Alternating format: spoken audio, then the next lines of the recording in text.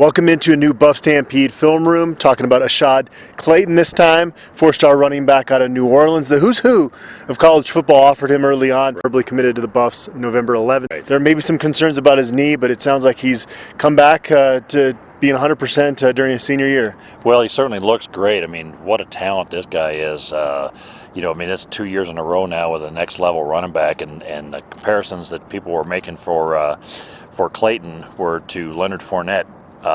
Obviously, he had early interest in LSU, but I think that's a good comparison. He's a big kid. Right now he's around 6 foot, 200. He's going to wind up ultimately being 220 or so.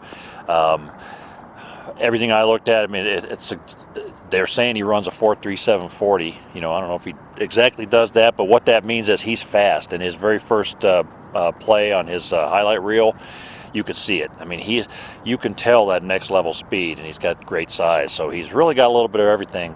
He's got a little bit of that shiftiness, and got great vision from what I see from the film. He finds holes. He's very patient. He's not just a guy that needs a big wide hole and runs real fast and outruns everybody. So it's really a gifted athlete. Be easy for Mel Tucker and Darian Hagan to say, okay, we've got Alex Fontenot, Jaron Mangum, we're set at running back.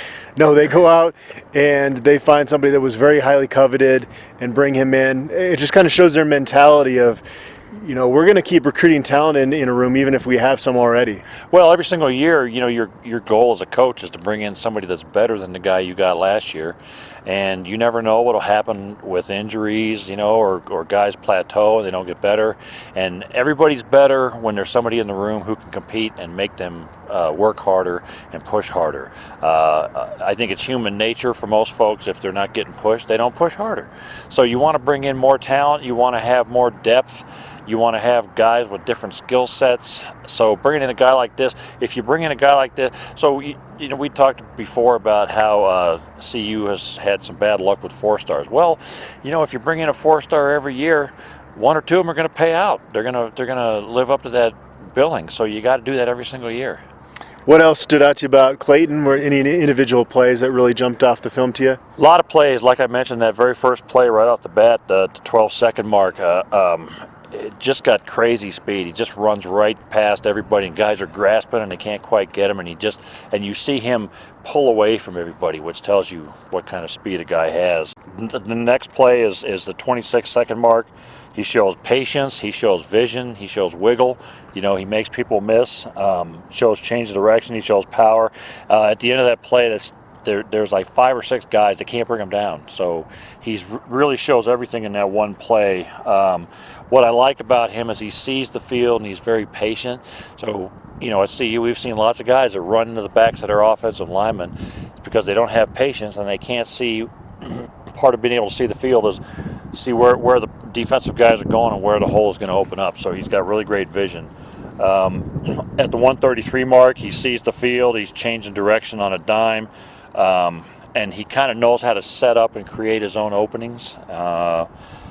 At the 146 mark, I wrote down that his body control was fantastic because he's slipping through small holes. His feet and his upper body can go in different directions. I'm not sure if people understand what I mean by that, but if you watch this film, you'll see just a really pretty run.